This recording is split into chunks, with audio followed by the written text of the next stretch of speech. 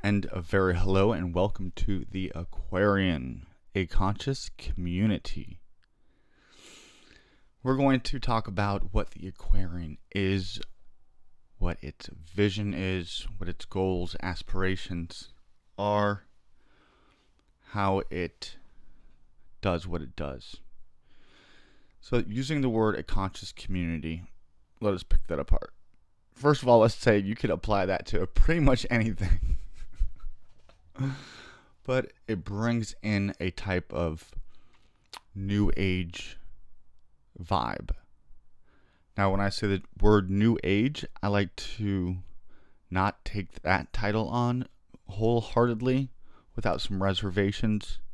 There's some things that make up the new age movement that I think perhaps don't need to come forward, just like there are many things within the Abrahamic faiths that do not need to move forward into the age of Aquarius.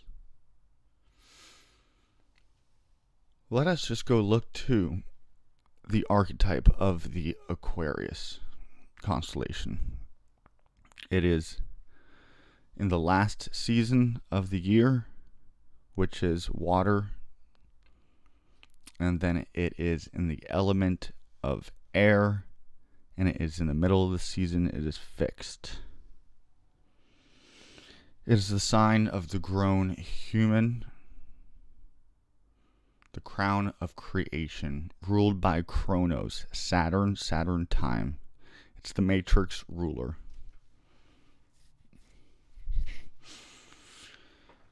Saturn, Kronos, his consort is Rhea, area, space, time, and space. Their child, Jupiter, Zeus, that is creation, the third. Now, because there is a bit of an androgyne energy when you're taking the duality. Duality in Pisces is found in the constellation that we're coming out of, the two fish. And so then we go into two rigid. Why rigid? Because it's fixed. Wave lines. Wave because it's in the water season of winter, but because it's on air waves. It's an air sign. So the fish symbol was a symbol popular during the Piscean age, and before that, the Aryan age of the ram. You see pictures of Moses having horns, taking people away from the golden cow, which is the age of Taurus before it. So you don't have to believe. This is just a way of marking time to participate in the Aquarian. What the Aquarian is humanitarian. It even rhymes, so it works out wonderfully. You don't have to believe in spirituality. Sometimes it's better that we don't believe in such foo-foo stuff and we're off there in the cosmos without our feet on the ground here, manifesting in the material realm where we find ourselves. So what we're trying to do is to make this experience the best we can do. And there's power in community, which is if you want to take down your enemy, you're going to want them separated from each other and weak and confused.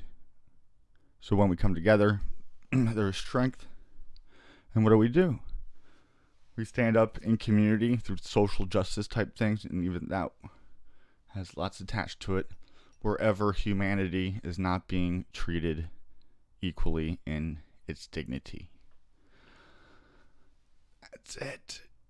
And then we have expressions of the Aquarian come up as I'm bringing up as a conscious community that goes into esoteric, hidden meanings of in these religions to get us out of the literalist interpretations of these things in these biblical narratives that often promote racial supremacy and worse. Well, that's pretty bad. They're dehumanizing somebody else. So it is calling for reform to religious institutions and their theologies. And then it is calling for, it's going to be hopefully a model on what an organization. We all hate organized religion, but we're all spiritual, not religious, because we're jaded by organized religion. Spiritual, but separated, isolated. So this is giving unity to those who are in search of it, who don't feel like they can participate in other spiritual communities because they don't agree with those spiritual communities teach, namely going to hell for not believing in what they believe. We take a critically historical approach to religion, and we see that they are allegory, not literal, and often filled with astral myth, and oftentimes wisdom and beautiful teachings.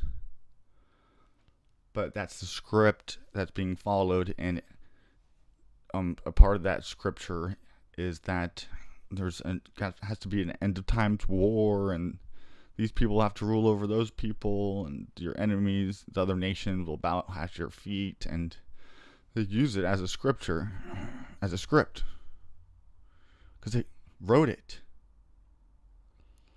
So this is a little bit uncomfortable because of us breaking out of this Abraham matrix and looking into other religious options and stories from different cultures, and syncretizing.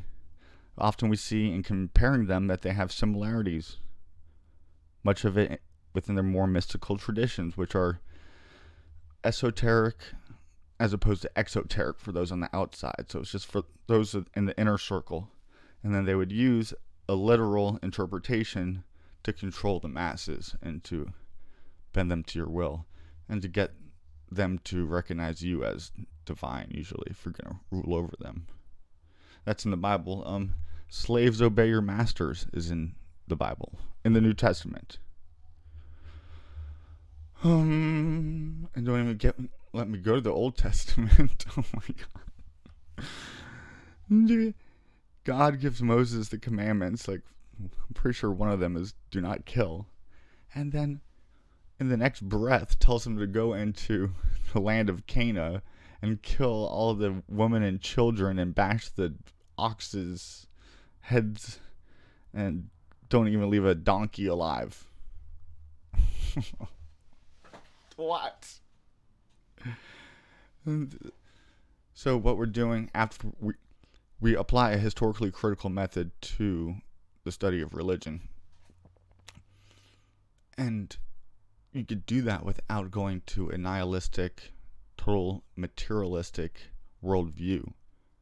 You could still maintain a worldview that there is consciousness and leave room for the spiritual, mystical. We see the beneficence in spiritual exercise and becoming sound mentally, and we're looking to de-occult what has been deemed occult, and we get a chance to do that with this great revolution of technology and the ability to share information. So lots of these esoteric teachings about our metaphysiology and the nature of reality is being exposed, opened up. The word apocalypse means an opening of the eyes. So I know that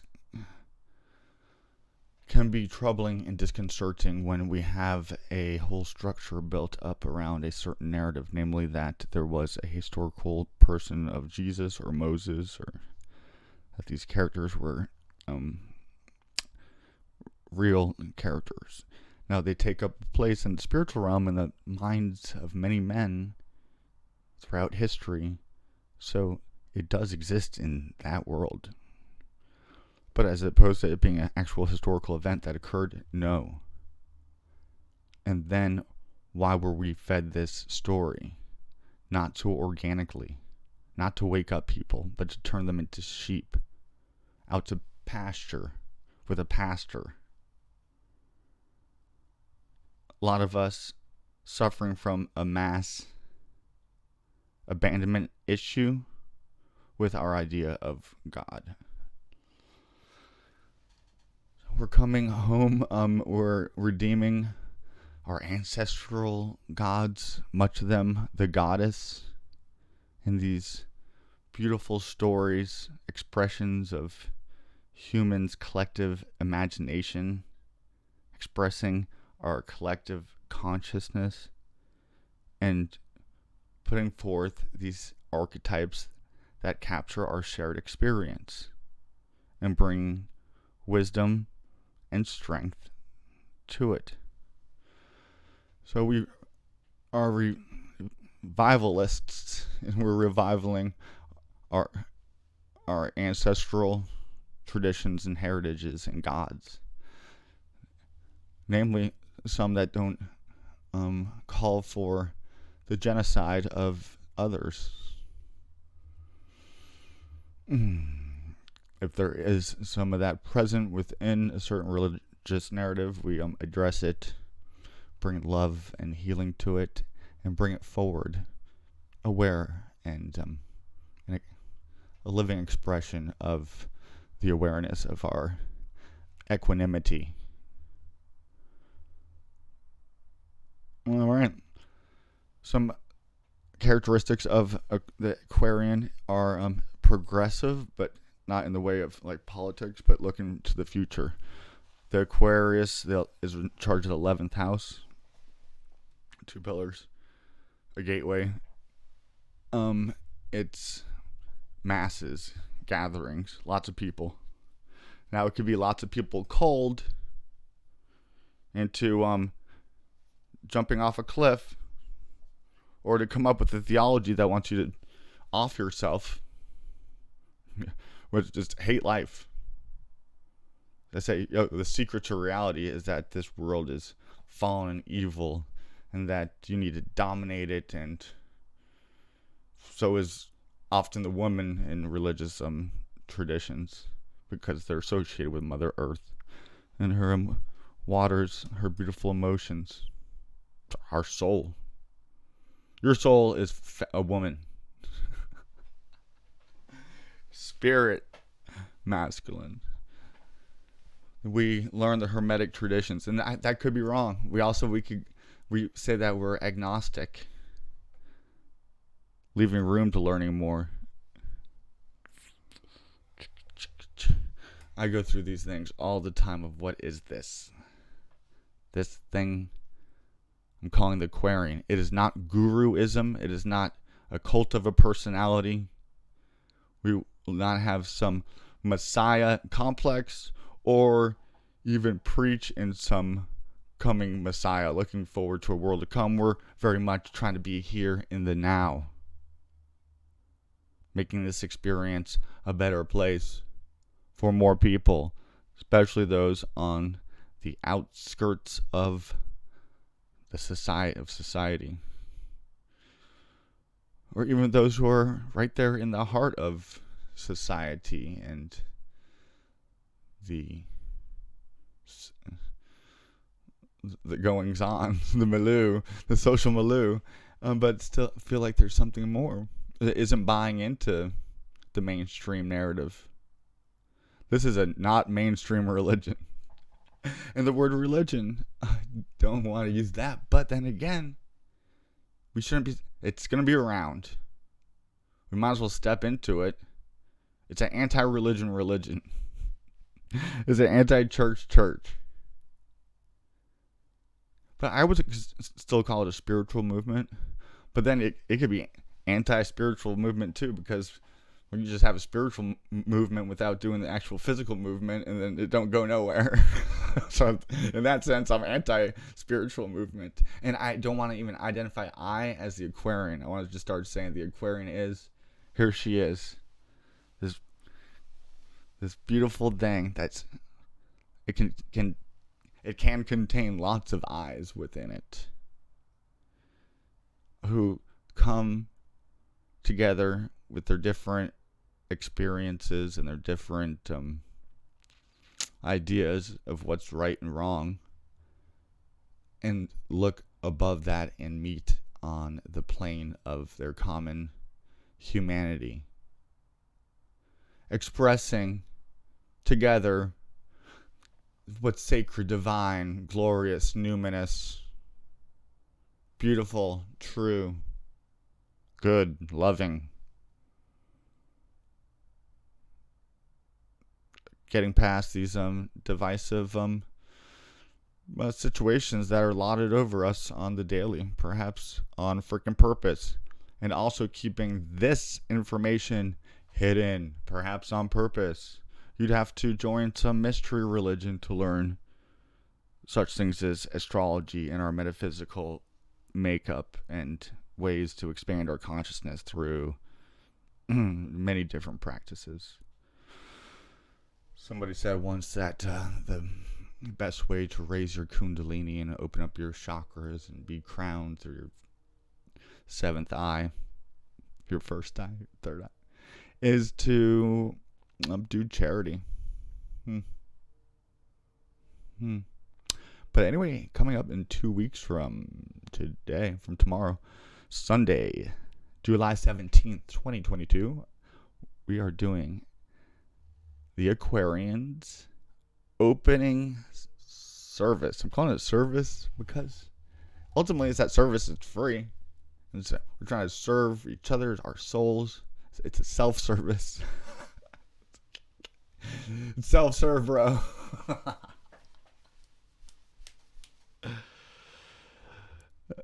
Sound healing, meditation. That includes sound healing bowls, ceremony. Bringing ceremony in and ritual, it's powerful. You're working in the magical realm, taking into account that as above, so below. That we are a microcosm of the macrocosm, and they work in harmony within the same laws. So, knowing that, we can work on things on a microscopic level from us being the macrocosm. And then that comes back. And then, see, that's how you work the matrix. And a big part of that is doing it with your emotions, feeling into it in order to bring it to manifestation. If you don't have that passion, that it doesn't make you feel some type of way, then it will probably never just be an empty container. Not given. Not service to anybody. Empty containers. Bring me my love together. Astrology and tarot will be involved.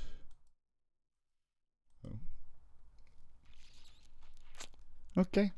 Check out the Aquarian.tv for more information about the Aquarian, a conscious community.